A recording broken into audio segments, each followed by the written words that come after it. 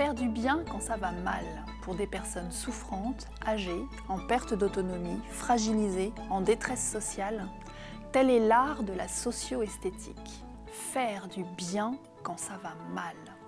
Aujourd'hui, à l'Atelier du Bien-être, je reçois Ophélie Girardot, qui est socio-esthéticienne.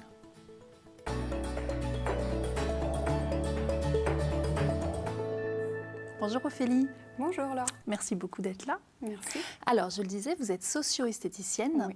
Vous intervenez dans les hôpitaux, dans les prisons, Oui. toutes sortes d'endroits. Donc, vous allez nous expliquer tout ça. Mais avant, j'aimerais que vous nous expliquiez ce que c'est que le métier de socio-esthétique. Oui. Alors, donc, la socio-esthétique, en fait, c'est vraiment une méthode d'accompagnement et de revalorisation de la personne, qu'elle soit malade ou en précarité. Donc toute souffrance physique, psychique ou sociale. L'idée, c'est de pouvoir toucher en fait toutes les personnes, que ce soit de l'enfance à l'adolescence, à l'âge adulte, jusqu'à la personne âgée, homme comme femme, et vraiment avoir comme support de soins en fait le corps et comme outil le toucher. D'accord. Donc vous intervenez aussi auprès d'enfants? Oui, exactement. Donc là, c'est plutôt des massages? Alors, on adapte le soin. Si le toucher est possible, voilà, ça peut être du modelage. Si le toucher n'est pas possible, on va essayer de travailler avec des odeurs, des balles sensorielles, pas mal de petits outils. En fait, on fait vraiment en personnalisant notre séance. D'accord. Donc dans le mot socio-esthétique, Oui. c'est pas de l'esthétique telle qu'on l'entend quand on va chez l'esthéticienne se faire épiler et maquiller. Oui. Enfin, c'est plus large que ça. Oui, voilà, exactement, c'est plus large. On a quand même le support de l'esthétique, mais on va bien au-delà. Pour certaines personnes, le toucher n'est vraiment pas possible. Donc dans ces cas-là, il faut trouver d'autres solutions, d'autres astuces pour pouvoir passer par autre chose. Alors, par exemple, pour des psychotiques, l'enveloppe corporelle est quand même quelque chose d'assez difficile. L'intérieur, l'extérieur, le dedans, le dehors, c'est quelque chose qui est vraiment à travailler. Et auquel cas, là, si le toucher n'est pas possible, on va passer plutôt par de l'automassage. Peut-être ne pas utiliser justement de cosmétiques parce que ça peut être quelque chose de pénétrant et de très mal vécu pour la personne. D'accord. Ah Voilà. oui, donc c'est presque un soin thérapeutique. Vous travaillez en collaboration avec, j'imagine, l'équipe médicale. Tout à fait. Tout à fait. Alors, il faut savoir une socio-esthéticienne, ne travaille jamais seule. On est vraiment en équipe, donc en pluridisciplinarité. Et on a vraiment besoin de ce cadre-là pour pouvoir échanger et adapter au mieux les soins. D'accord. Quel est l'objectif de la socio-esthétique ? Alors, pour moi, l'objectif, c'est vraiment que la personne puisse se sentir écoutée, qu'elle puisse être considérée, parce qu'il n'y a pas que la maladie, il n'y a pas que la précarité, il y a vraiment une personne en fait à part entière. Donc l'écouter, prendre soin d'elle. Ouais. Donc les actions que vous mettez en place, vous l'avez dit, il y a ça peut être le massage, l'automassage. Tout à fait, ça peut être de l'automassage, ça peut être un soin du visage, un soin du corps. On peut être sur du modelage du corps, toutes les techniques aussi de conseil en images, donc travailler avec les couleurs, la morphologie corps, ça c'est possible. On peut être sur du soin des mains. Également, si on intervient en collectif, pourquoi pas parler de la prévention solaire, de l'hygiène. On balaye vraiment sur un champ qui est très très large. Donc qui s'adresse à vous ? Comment est-ce que les gens arrivent jusqu'à vous ? Donc, pour ma part en tout cas, et pour la plupart des socio-esthéticiennes, on intervient en institution, donc aussi bien en médical, en social ou médico-social, également du carcéral. Mais après, on s'étend de plus en plus en fait au domicile pour être dans la continuité aussi de nos soins si les personnes ont besoin d'un accompagnement. Donc, toute personne malade, en difficulté sociale, peuvent s'adresser à une socio-esthéticienne. D'accord. Et quand vous dites que vous intervenez dans les institutions, on sait par exemple, je sais que vous intervenez à l'hôpital Mazurel. Oui, c'est l'hôpital Mazurel qui a fait appel à vous. Enfin, comment vous avez été mis en contact? Alors, non, ça a été plus moi qui ai été démarchée l'hôpital pour le coup. Pour leur parler de la socio-esthétique. Donc, ils connaissaient déjà la socio-esthétique, donc c'est vrai que ça a été plus facile. Et puis, j'ai commencé avec quelques heures au sein de l'hôpital. Et petit à petit, en fait, on a réussi à faire évoluer les prises en charge grâce à un concours. En fait, on a reçu une enveloppe via la L'Oréal, en fait, qui a pu financer les séances socio-esthétiques sur 1 an et demi. Super. Et grâce à ça, on a pu vraiment pérenniser les séances. D'accord, donc là, vos interventions à l'hôpital Mazurel Oui. sont financées par L'Oréal. Alors, pendant 1 an et demi, ça a été financé par L'Oréal et maintenant, c'est sur le budget de l'hôpital. Ok. Donc, super. on a vraiment eu la chance de pouvoir montrer ce qu'était la socio-esthétique, ce qu'elle pouvait apporter et pour le coup, rendre pérenne cette pratique. Super. Et vous dites on, vous êtes plusieurs ou... Alors, moi, je travaille toute seule en tant qu'indépendante, mais par contre, toutes les socio-esthéticiennes, on essaye de travailler vraiment main dans la main, parce que c'est un métier qui est peu connu et pourtant, il fête cette année ses 40 ans. Ah oui, c'est pas du tout récent. Non, c'est pas récent, mais c'est vrai que je dirais que depuis 10 ans, ça commence à évoluer dans le bon sens. Donc, vraiment, l'idée, c'est de pouvoir travailler main dans la main, tout ensemble. On est des collègues, plus que... voilà, on n'est pas là pour se mettre dans les pattes. Ouais, exactement, ouais, tout à fait. Le but, c'est vraiment de pouvoir travailler main dans la main et de s'apporter...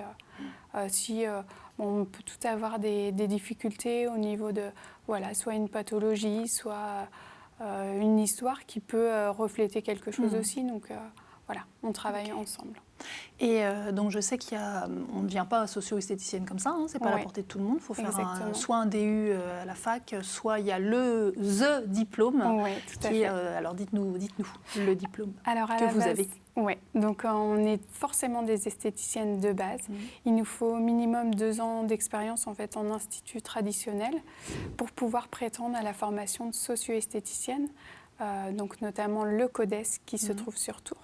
Donc CODES pour cours d'esthétique à option humanitaire et sociale. Donc là, c'est une formation sur 9 mois où on travaille sur un module social, un module médical, mais on ne travaille plus du tout tout ce qui est lié à l'esthétique parce que c'est considéré comme de l'acquis. Exactement. Et ce qu'on entend de vous, là, c'est que vous êtes extrêmement douce et maternante. J'imagine qu'il faut avoir des qualités quand même humaines particulières pour être socio-esthéticienne.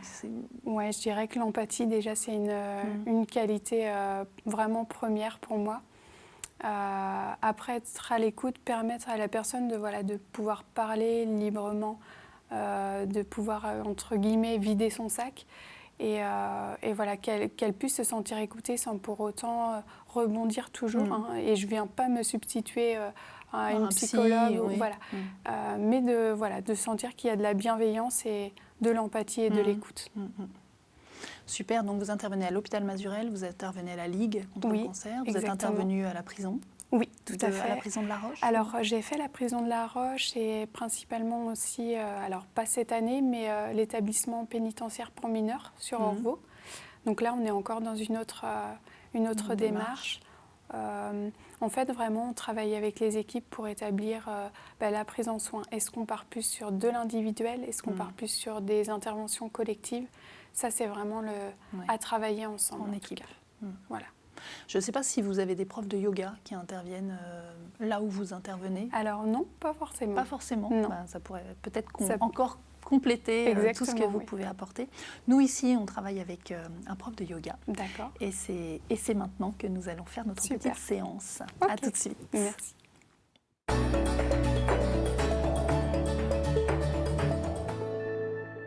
Bonjour et bienvenue dans ces Minutes Yoga. Aujourd'hui, nous allons voir comment faire du yoga dans une file d'attente ou dans un bus, en attendant le bus plutôt, dans ces petites minutes qui peuvent paraître une éternité où on a tendance à s'impatienter et à s'énerver.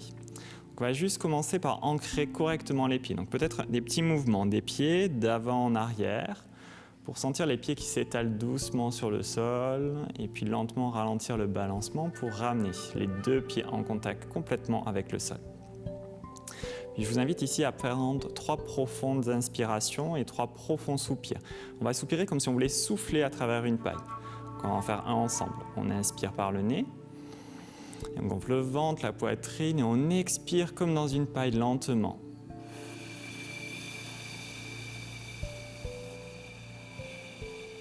On va aller jusqu'au bout de l'expiration 3 fois. Puis doucement, on va engager les cuisses, c'est-à-dire contracter les cuisses, rapprocher les omoplates dans le dos, comme si on voulait pincer un billet entre les deux omoplates et les paumes de main qui s'ouvrent vers l'avant pour recevoir. Et le sommet du crâne qui cherche à toucher le haut du magasin, le haut de l'abri de bus ou le ciel, et on s'étire. On reste ici quelques respirations en posture de la montagne, en Tadasana. Et on respire toujours calmement. Puis lentement, on va venir glisser dans la posture de l'arbre. Sans forcément exagérer, on est quand même dans un milieu passant, donc une posture d'équilibre. On va ramener le poids du corps sur la jambe gauche ou sur la jambe droite. De toute manière, il faudra faire les deux côtés. Puis venir glisser, pour moi, le pied droit contre la cheville en gardant les orteils du pied droit contre le sol. Le genou droit qui part sur le côté, en gardant bien les deux hanches au même niveau. Évitez d'avoir un mouvement où le bassin part un peu de travers. Puis on reprend les bras, ici. On inspire calmement et on expire calmement. En essayant de se grandir. Et peut-être si vous êtes tout seul, ramenez les bras vers le ciel. Peut-être regardez vos mains si vous n'avez aucune tension dans le cou, dans les cervicales. Ou peut-être restez ici. Après tout, on est déjà bien dans cette posture. On inspire, quelques respirations et quelques expirations complètes. Et on reviendra doucement se poser pour retrouver la posture de la montagne et prendre un petit temps d'observer ce qui a changé pour vous. Et le bus arrive. Merci à vous, namasté, et à bientôt pour une prochaine Minute Yoga.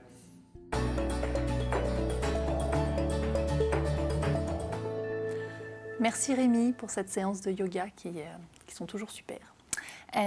Alors, c'est l'heure de conclure malheureusement déjà, mais j'ai pu vous poser toutes les questions que je voulais vous poser. Super. Vous me disiez que vous aviez le congrès des socio-esthéticiennes cette année, donc pour les 40 ans de la socio-esthétique. Et vous me précisiez, et je trouve que c'est intéressant, que quand vous avez eu des cours et puis là au congrès, c'est des médecins, c'est des personnes, enfin c'est pas n'importe quoi. C'est vraiment, vous êtes vraiment encadrés, suivis par le corps médical et d'ailleurs ça se sent quand on vous entend parler, ça fait très pro et effectivement ça donne confiance.